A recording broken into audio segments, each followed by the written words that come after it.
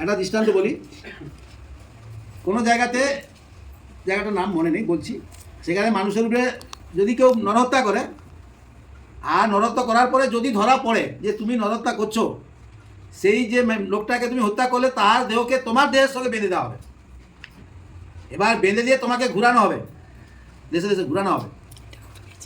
আর তার সঙ্গে আর একটা কথা বলা থাকবে যে একে কেউ যদি সাহায্য করে তারও ঠিক একই অবস্থা হবে।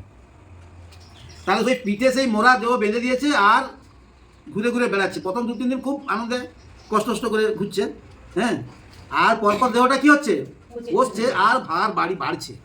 তখন তার পক্ষে কষ্ট হচ্ছে ওই ওই দেহটাকে বয়া। তখন আস্তে আস্তে ঝিমিয়ে যাচ্ছে, আস্তে আস্তে চলছে। যেখানে যাও কেউ তাকে আর উদ্ধার করছে না। মন্দির, মসজিদ, গুণিন, ওঝা, তান্ত্রিক, যেখানে যাও কেউ তোমাকে আর কেউ সাহায্য করছে না, কারো কাছে পরিত্রাণ পাচ্ছে না। ছুটি যখন প্রচুর দুর্গন্ধ ছড়াচ্ছে তখন আরও কষ্ট হচ্ছে।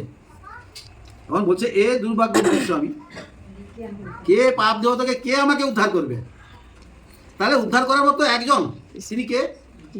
ঈশ্বর, পরমেশ্বর পিতা। আর কোথায় পরিত্রাণ পাবে? পরমেশ্বর তো আর কাছে নেই, তোমার কাছে অন্তরে আছে। কিন্তু তুমি যে পাপী, এটা তো তুমি জানো না যে তোমার পাপ দেহের মধ্যে ঈশ্বর থাকতে পারে না। সেই পাপ দেহ থেকে উদ্ধার হতে হলে আগে পরমেশ্বর পিতার ভবনে আসতে হবে। পরমেশ্বর পিতার কাছে প্রার্থনা কীভাবে করতে হবে, কীভাবে জানতে হবে, কীভাবে প্রার্থনা করলে পরমেশ্বর পিতাকে পাওয়া যাবে, এটা আমরা জানতে পারবো। আর যখন এসে আমরা প্রার্থনা করতে থাকবো তখন কী হবে, সেই পাপ থেকে পরমেশ্বর পিতা তার দয়া অনুসারে তোমাকে কী করবে, পরিত্রাণ করবে।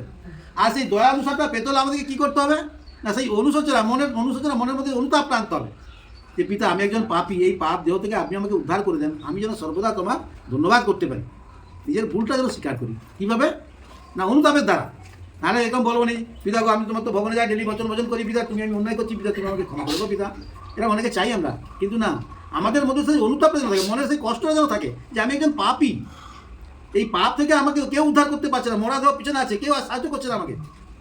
তাহলে সেখান থেকে আমাকে উদ্ধার পেতে হবে। তাহলে সেই অনুতাপটা যেন আমাদের মনের মধ্যে আনতে হবে, তবে আমাদের পরমেশ্বর পিতা তার দয়া অনুসারে তিনি আমাদেরকে পরিত্রাণ করবেন।